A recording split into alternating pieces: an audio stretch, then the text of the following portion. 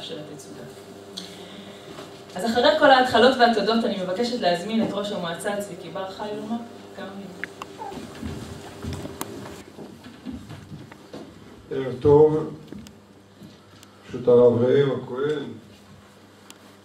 האומנים והאומנויות תושבים. אני חושב שזה ערב מיוחד, משהו כי זה ערב ט"ו בשבט.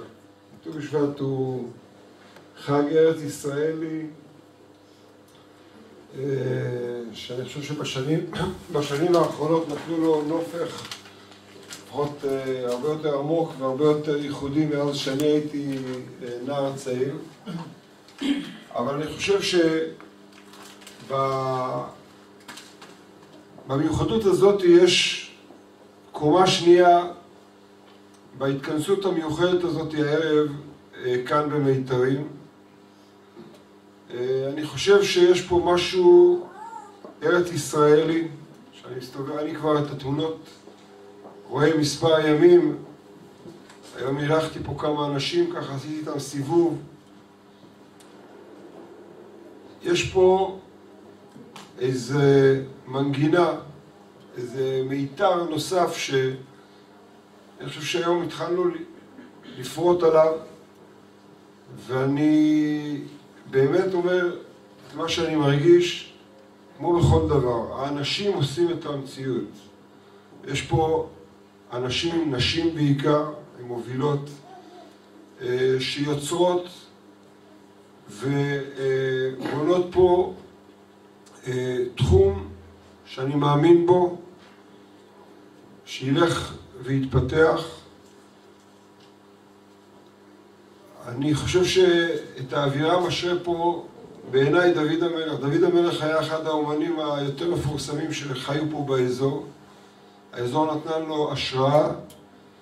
זה נכון שהוא עסק יותר באומנות הניגון וכתיבת השירה, אבל בסופו של דבר הגבעות, ספר המדבר, השקדיות, זה נופים של אלפי שנים, שאני בטוח שהם יוצרים פה את האקלים לזה שנשים ואנשים יוצרים ועושים. אני מקווה שזאת התחלה, שבעזרת השם יחד איתכם יהיה לה המשך, והבית הזה שהוא הבית של כולנו ימשיך לעסוק בחומר, ברוח, ביצירה, ניתן ביטוי לרוח המיוחדת של מתיישבי הר חברון שהולכים ובונים את ביתם כאן. זאת גם הזדמנות באמת להגיד יישר כוח ותודה לכל מי שטרח. לאומנים עצמם אמרתי בראשית דבריי, אבל יש אחת שאני רוצה להזכיר אותה. אתם יודעים שמזכירים זה מסובך, כי מזכירים חלק וחלק לא, אבל אני חושב שלנורית גזית מגיע פה מחיאות כפיים באמת, הייתה הרוח החיה וצמחה, ואנחנו משתדלים למי שעושה ויוזם לעזור, מקווה שככה יהיה גם בעתיד. אז שיהיה ערב טוב לכולם וערב מהנה. כשאני נמצאת במקום הזה, עולות לי המילים של השיר של רחל המשוררת, היית או חלמתי חלום. היית, כן, אני רואה את זה עכשיו, את התערוכה מול העיניים. או חלמתי חלום הרבה מאוד שנים. קרוב ל-25 שנה חלמתי חלום שהמקום הזה יהיה קיים במציאות. ולכן אני אומרת, בתור קהל, שתמשיכו לחלום, כי רק מי שחולם, אז גם זוכה להגשמת החלומות. אני חושבת שזה חלק מאוד משמעותי בחיים, לחלום. כשאני שואלת את עצמי מה זה אומנות, אומנות, אומן, מלשון אמונה, זה אותו שורש. ואני חושבת שזה לא סתם. הרב קוק אמר על האומן רמברנרד שחי לפני כ-400 שנה בהולנד, שיש לו יצירות מאוד מאוד מפורסמות, שאחת מהן זה עקדת יצחק. הרב קוק אמר עליו שהוא היה אדם צדיק, הוא לא היה יהודי. מי שנחשף ליצירות של רמברנרד יכול להבין למה הרב קוק כינה אותו צדיק. כי כשאתה עומד מול יצירה שלו, אתה מרגיש משהו נשגב, משהו גבוה מאוד, שלאותו בן אדם היה ממש רוח הקודש כדי ליצור את מה שהוא יצר. יש לי זיכרון מילדות, שהייתי ילדה קטנה, אולי בת 9, הייתי ברומא, ונחשפתי להמון יצירות אומנות מאוד גדולות. ואז בכלל לא ידעתי שאני הולכת להיות אומנית, לא דברים היו ידועים, היו מאוד סמויים. ואחד הזיכרונות שנחרטו עד היום, זה לעמוד מול הפסל של משה רבנו, שעשה אותו הפסל מיכאל אנג'לו, שחי לפני כ-550 שנה, ויש לו השפעה עד היום על כל עולם האומנות. אני זוכרת את עצמי ילדה קטנה, ניגשת לפסל, ולא מאמינה שזה עשוי מאבן. אני הייתי חייבת למשש, לגעת בפסל, לגעת בידיים שלו, בוורידים, בתווים. פשוט היה נראה חי. היה איזה קטע שמיכאל אנג'לו שם לו קרניים, כי כנראה ההבנה אז של האנשים שנאמר על משה שקרן אור פניו, הוא חשב שיהיו לו קרניים. אבל זה דבר מאוד שולי, שעומדים מול הפסל הזה, ואני לא נכנס לעניין שלא תעשה פסל בכל תמונה, אבל שעומדים מול הפסל הזה, אתה מבין את גודל היצירה וגודל האומן שעמד מאחורי היצירה הזאת.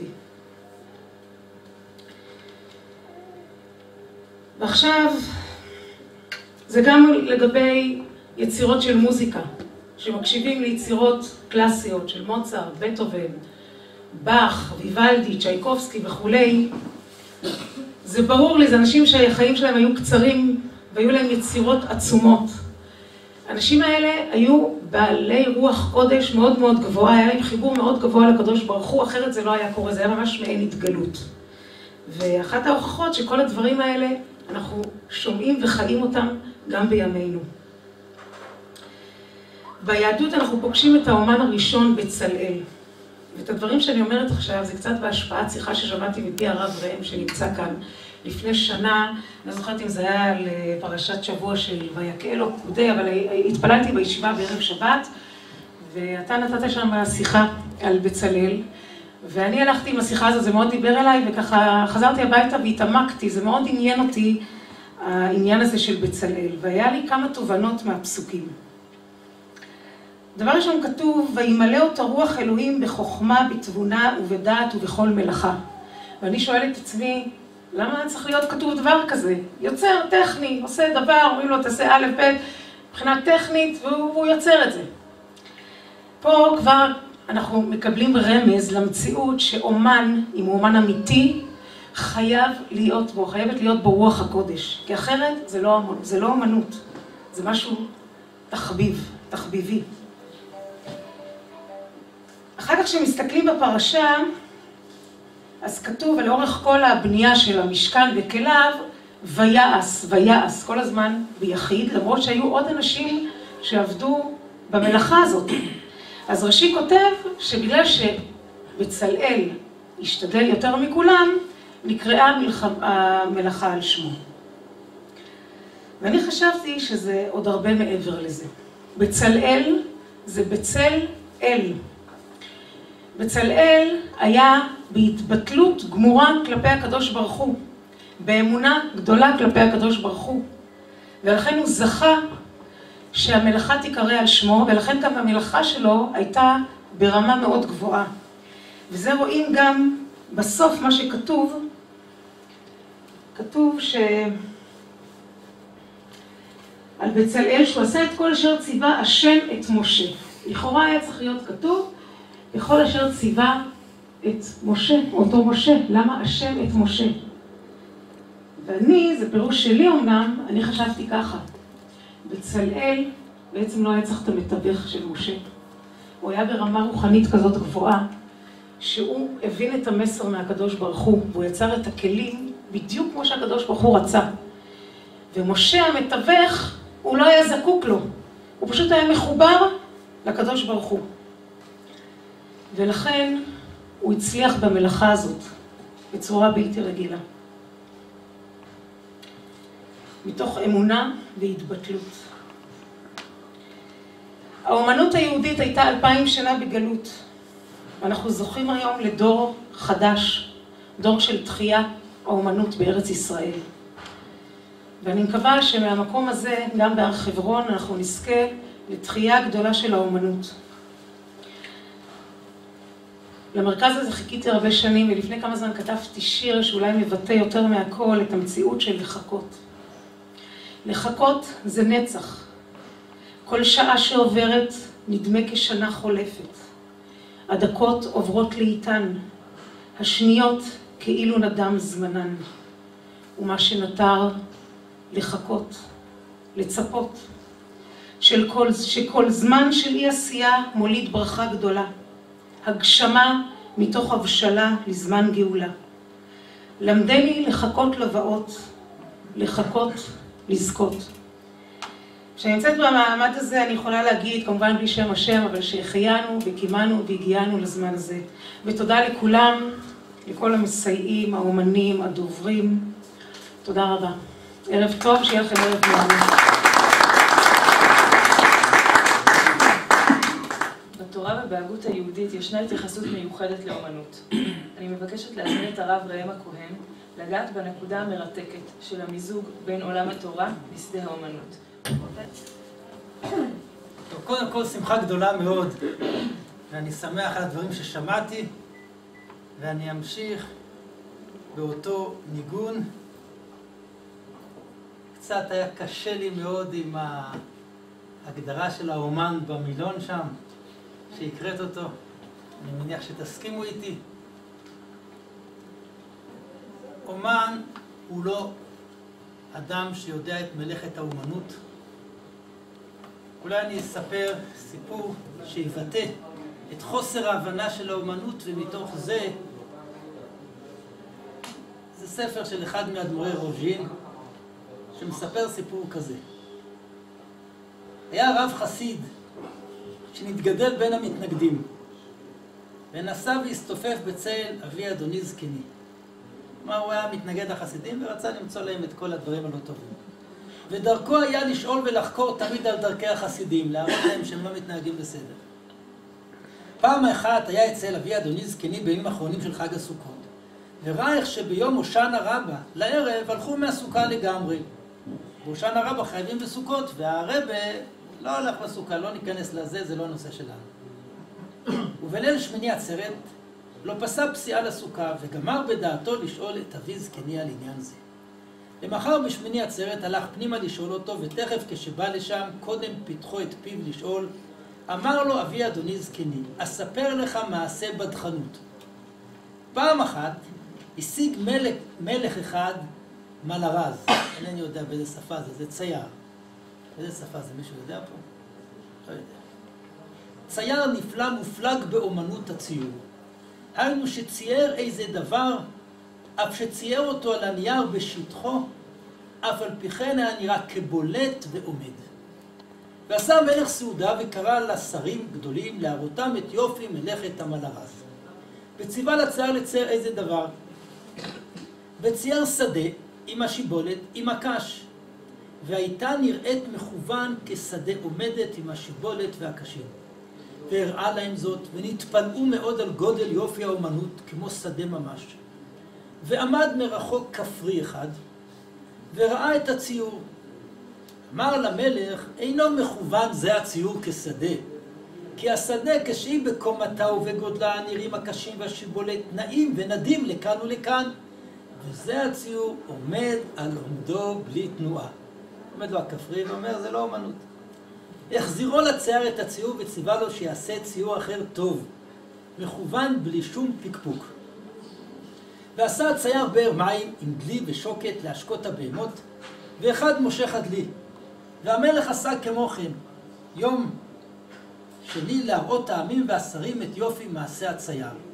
כשנתן להם הצייר תמונת הבאר והמים והדלי ושוקת ומכשיריו, נתפלאו יותר. ובא כמו כן הכפרי הנ"ל, ופייס למלך ואמר, אינו מכוון זה הבאר לבאר האמיתי. הצייר הזה לא טוב. כי בבאר האדם שמושך בדלי פעם מרכין את גופו, פעם זוקף גופו, ומנענע עצמו. ובציור מצייר אדם עומד ואוחז בדלי בלי תנועה. החזיר לצייר את הציור וציווה לו שיצייר איזה דבר מופלג בשלמות, שלא יתבייש עוד. הלך וצייר את המלכה של המלך בתמונתה ולבושה ותכשיטיה, מכוון ממש כפי שהיו הכל מכירים אותה. כשראו השרים הציור התפלאו מאוד, כי ראו שהייתה תמונתה מכוון ממש בכל תמונת פניה. הכפרי ענה לעיז פניו ואמר שלא טוב עשה התמונה, כי המלכה יש לה חריצים על מצחה, כדרך האדם שמתנאים החריצים שעל המצח. שראה הצייר שגם במלכה אמר חיסאון, הלך הצייר, היכה את הכפרי על לחיו ואמר לו, בשלמה בבאר ובשדה יש לך ידיעה, אבל בענייני מלכה אין לך שום ידיעה. עד כאן לשון המעשה. לא רוצה לנתח את המעשה מצד החסידות והמתנגדים. אני חושב שהמעשה הזה הוא מראה מה זה לא אומנות. אסביר את כוונתי. אם העניין של הצייר לצייר את המציאות, אז אין ספק שהמציאות היא טובה יותר מכל ציור. ולמה לצייר? ובעולם המודרני, אם אני אשתמש, המכשיר שאתה מצלם עכשיו טוב יותר מכל האומנויות, ולמה לבזבז כל כך הרבה זמן על ציורים ועל פיסולים ועל כל מיני דברים? מה התועלת בכל האומנות אם יש לנו היום אמצעים מודרניים שאפשר לצלם ואפשר להסריט, ויש את כל האמצעים הכי טובים? אני חושב שאומן טוב זה כלי ביטוי עמוק מאוד, שהוא מורכב משניים. האחד, הוא מבטא משהו שאיננו נראה בראייה הפשוטה. הוא מגלה משהו פנימי בכוח האומנות. זה לא רק איזשהו כישרון, ברור שצריך כישרון, אדם בלי כישרון לא יכול לעשות את זה. אבל באסתטיקה של האומנות זה כלי שחושף עולם פנימי. זה כלי שחושף עולם רב-מימדי. הכפרי הזה טעה בשלושת הדברים. ואותו רבה טעה, ואותו מלך טעה. כי כולם התייחסו אליו לא בתור אומן, אלא בתור בעל מלאכה שיודע לצלם היטב את הדברים. ואותו כפרי צודק שהמציאות היא הרבה יותר טובה, והווידאו כן יראה את התנועה בעולם המודרני שלנו בזמן שלו. אבל אני חושב שהאומנות זה כלי שקודם כל, שאדם רוחני הוא מסוגל לבטא פה דברים שבדיבור אי אפשר לבטא, בכתיבה אי אפשר לבטא, אפשר לבטא בו דברים פנימיים. אבל אינני חושב שזה רק כלי ביטוי. אני חושב שזה כלי שבדינמיקה הפנימית של העשייה מתגלים דברים. להסביר את כוונתי. ישנה אמירה שמשתמשים בה הרבה, סוף מעשה במחשבה תחילה.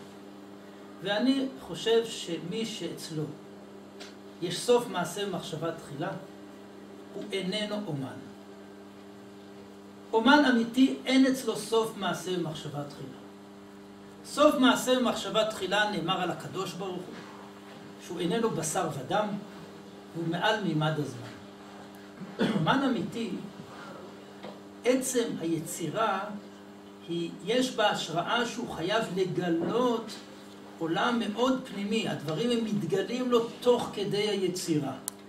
והיצירה היא מציאות שהיא אכן לפעמים מבטאת יותר מאשר התנועה של החיים שהיא חיצונית. אחת הבעיות העמוקות של האדם, שהוא בוחן את העולם על פי החיצוניות שלו. והתמונה יש בה חיצוניות, והצייר, אם הוא צייר איש רוח, או הפסל, אם הוא פסל שהוא איש רוח עמוק, אז יש לו יכולת לבטא את הגנוז. ופה אני רוצה לעמוד על נקודה שהיא נראית לי נקודה מאוד פנימית ומאוד עמוקה בעניין האומן ובעניין היצירה והיחס בין היצירה לבין הגילוי. בהבנה שטחית, יצירה איננה גילוי, אלא היוצר הוא בונה משהו חדש. וככל שהאדם הוא צעיר יותר ומוכשר יותר, אז הוא מרגיש את כוחי ועוצם ידי, וגם היצירות שלו הן יצירות שהביטוי שלהם הם ברמה הזאת. ככל שהאדם עמוק יותר, בפעולת היצירה הוא מרגיש חשיפה. בפעולת היצירה הוא מרגיש גילוי. אינני חושב שזה מקרי שהערב הזה נעשה בט"ו בשבט. ט"ו בשבט, בתפיסה הציונית, החילונית והדתית, הוא חג הנטיעות. חג הנטיעות זה חג פעולת האדם. לדבר הזה אין קשר לתורה ואין קשר למציאות, והוא ביטוי כוחני, איננו בעל ערך בכלל. זה לא זמן שמתאים לנטיעות עכשיו, ירד גשם ושלג ויהרוס את כל העצים, חוץ מאיחורים של גפן ותאנה ועצים חשופי שורש, זה לא זמן שמתאים לטעת אותם. מבחינה הלכתית אין שום משמעות לזמן הנטיעה בט"ו בשבט. ט"ו בשבט זה זמן של חנתה. מה פירושו זמן של חנתה? זה זמן שאחרי שהאדם חרש וזרע, וירד השפע של הגשם והשלג היורד מן השמיים, יש יציאה של הגנוז מההיעלם אל הגילוי, והאדם בחודש שבט יוצא לשדה לא לפעול אלא להתבונן בהתגלות. אומן אמיתי הוא איננו פועל, הוא איננו עובד במפעל במחילה. זה לא מפעל לציורים או מפעל לפסלים. יש כאלה מפעלים, זה לא אומנים, הם אומנים, הם לא... אומן אמיתי הוא איש רוח, שלמעשה, במעשה שלו, הוא מגלה את סוד הבריאה. אנחנו יודעים שבחטא העגל, עם ישראל עבד עבודה זרה. ומה התיקון של חטא העגל? אומרים למשה רבינו לפסול. לפסול? מה זה לפסול? הפסילה זה להוריד את הפסולת. נורית פעם הביאה לשיר מאוד יפה, שהפסל איננו נוגע בפסל. כי אם הוא ייגע בפסל, הוא יהרוס אותו. הפסל מוריד את הפסולת. אומן אמיתי הוא אדם שחושף, הוא אדם שמגלה. אומנות אמיתית זה לא צילום. גם בצילום יש אומנות, אני לא באתי לזה, זה תחום אחר. באומן אמיתי, בפעולה שלו, יש גילוי. ולכן צודק צביקי שדוד המלך הוא אומן, כי יש בו את הענווה של ספירת המלכות, שאין לה מעצמה כלום. בעולם הקבלי, מרחב ההתרחשות הוא בספירת המלכות, שאין לה מעצמה כלום. אבל מרחב ההתרחשות של ספירת המלכות, יש בה את האור החוזר. יש בה את המסך שאפשר לראות עליו את הציור, כי הוא מחזיר את כל האור אחורה. זה העולם שבאמת יש בו אומנות אמיתית.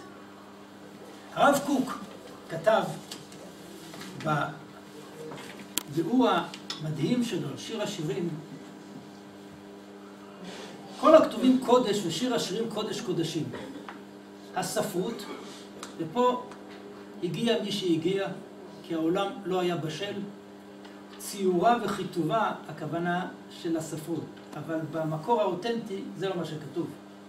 הספרות, הציור והכיתוב עומדים להוציא אל הפועל כל המושגים הרוחניים, המוטבעים בעומק הנפש האנושית. בכל זמן שחסר גם שרטוט אחד הגנוז בעומק הנפש שלא יצא אל הפועל, עוד יש חובה על עבודת האומנות להוציאו. מובן הדבר שרק את אותם האוצרות שבהיפתחם מבשמים הם את אוויר המציאות, טוב ויפה לפתח. מכל דיבור ודיבור שיצא מפי הקדוש ברוך הוא נתמלא כל העולם כולו בשמים. יש פה עוד המשך דברים. אחד הדברים, שאני אגיד את האמת, שמפריעים לי מאוד, שגם תורה יש בה אומנות. ולא תמיד אני מוצא שתלמידי חכמים בדברי תורה שלהם יש ניגון ואסתטיקה של אומנות. אני באמת חושב שיש אומנות מאוד גדולה בתורה. נורית דיברה על בצלאל. בצלאל באמת, דרך אגב, לגבי הגנוז זה דבר פשוט. בירושלמי כתוב שמשבט הפירות חיים מ100 שנה שעברה, כלומר, מ100 שנה החדשה. כלומר, יש לנו גילוי מאוד מאוד גדול.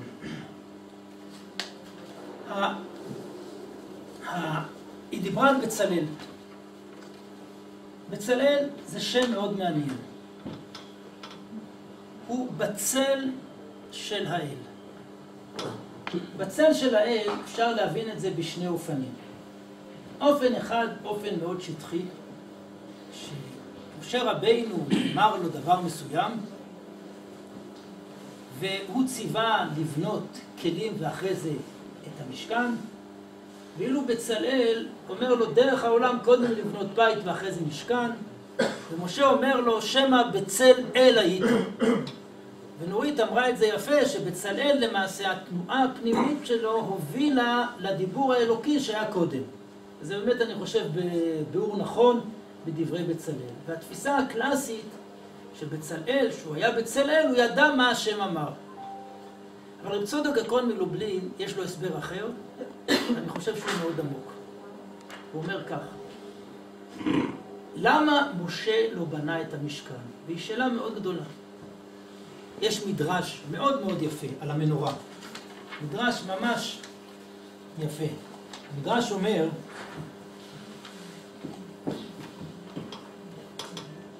ואומר משה בני ישראל, והוא קרא השם בשם. זה שמע כתוב, מצא חן ושכל טוב בעיני אלוהים ואדם. מהו כן? בשעה שמע הקדוש ברוך הוא למשה בהר על מלאכת המשכן, הראהו כל כלי וכלי אך לעשות. שנאמר, וראה ועשה בתבניתם אשר אתה מראה. והיה משה סבר שהוא יעשה את המשכן, שאמר לו. ועשית את הקרשים, ועשית שולחן, ועשית מזבח, ועשית פרוכת, ועשית כיור. כך כל מלאכת המשכן. כיוון שסידר לו כל דבר ודבר, אמר משה, ריבונו של עולם, מי יעשה כל זאת? אמר לו, ראה, קראתי בשם בצלאל. ואז יש המשך מדרש שזה לא משנה. אז למה משה לא בנה את המשכן? היא שאלה מאוד מאוד מעניינת. למה משה רבינו לא בנה את המשכן? מדרש אחר על המנורה אומר, מול פני המנורה יאירו. אמר שלמה באור פני מלך חיים,